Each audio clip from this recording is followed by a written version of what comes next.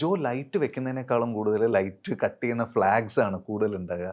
അങ്ങനെ ഞാനൊരു വേറൊരു സിനിമാറ്റോഗ്രാഫറിന്റെ കൂടെ ഉണ്ടാവുമായിരിക്കും ആൾക്കാർ, പക്ഷെ ഒറ്റ ലൈറ്റൊക്കെ ഉണ്ടാവുള്ളൂ, പക്ഷെ അത് കട്ട് ചെയ്യാനുള്ള ഫ്ലാഗ് ആണ് ഏറ്റവും കൂടുതൽ ഉണ്ടാകുക.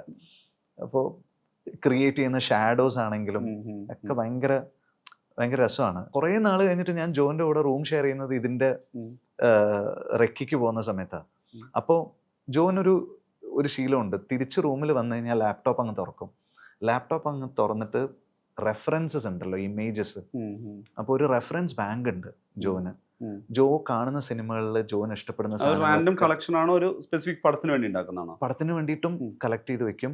അതുപോലെ അവൻ ഇഷ്ടപ്പെടുന്ന ഇമേജുകളെല്ലാം അവൻ ഇങ്ങനെ ഫോൾഡേഴ്സിലായിട്ട് സ്റ്റോർ ചെയ്യും. ഇത് ഞാൻ ചാപ്പയുടെ സമയത്ത് ഞാൻ കണ്ടിട്ടുണ്ട്, തട്ടത്തിന്റെ സമയത്ത് ഞാൻ കണ്ടിട്ടുണ്ട്. ഇപ്പോഴും ആ പ്രാക്ടീസ് ജോ കണ്ടിന്യൂ ചെയ്യുന്നുണ്ട്. അപ്പോൾ അതൊക്കെ കാണുമ്പോൾ നമുക്ക് ഒരാളുണ്ടല്ലോ, ചില ആൾക്കാർക്ക് കുറെ വർഷം കഴിയുമ്പോൾ ആ ഒരു ചെറിയൊരു ഡൈ ഔട്ട് ഉണ്ടാവുമല്ലോ, അതില്ല ജോന്.